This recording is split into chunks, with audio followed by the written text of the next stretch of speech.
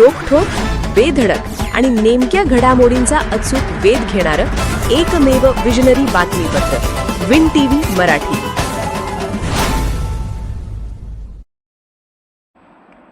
श्री बाळूमामा देवालयाच्या मुख्य कार्यालयाला कुलूप. 2 गटात संघर्ष तीव्र. भंडारा यात्रेपूर्वी वाद शिगेला. कार्याध्यक्ष लक्ष्मण होडगे यांची दोषींवर कारवाईची मागणी. श्री बाळूमामा देवालय विश्वस्त मंडळातील अंतर्गत वाद पुन्हा एकदा चव्हाट्यावर आला असून नियोजित बैठकीच्या दिवशीच मुख्य कार्यालयाला कुलूप लावण्यात आल्याने वातावरण चिघळले आहे. कार्याध्यक्ष लक्ष्मण होडगे गटाची नियोजित बैठक गुरुवार दिनांक 26 रोजी होणार होती. मात्र कार्यालय बंद अवस्थेत आढळल्याने विश्वस्तांना कार्यालयाच्या दारातच खुर्च्या टाकून बैठक घ्यावी लागली. कार्याध्यक्ष लक्ष्मण होडगे यांनी आरोप केला की मानद अध्यक्ष धैर्यशील भोसले गटाने बैठकीकडे पाठ फिरवत नियोजित सभा होऊ नये यासाठी कार्यालयीन कर्मचाऱ्यांवर दबाव टाकला. विश्वस्त दत्तात्रय पाटील यांनी कार्यालयाला कुलूप लावून चाव्या स्वतःकडे ठेवल्याचे सीसीटीव्ही फुटेजमध्ये स्पष्ट दिसत असल्याचा दावा त्यांनी केला. संबंधित कर्मचारी व विश्वस्तांवर तातडीने कारवाई करावी अशी मागणी त्यांनी केली.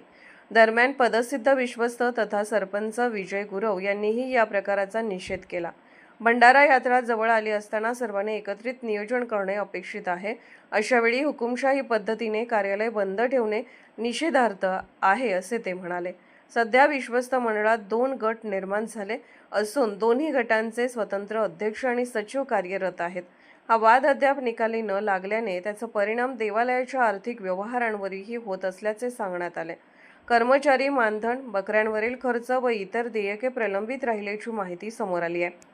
या संदर्भात Bhudargad police station, Kolhapur police अधीक्षक तसेच धर्मादाय कार्यालय कोल्हापूर यांच्याकडे लेखी तक्रारी देण्यात आल्या आहेत.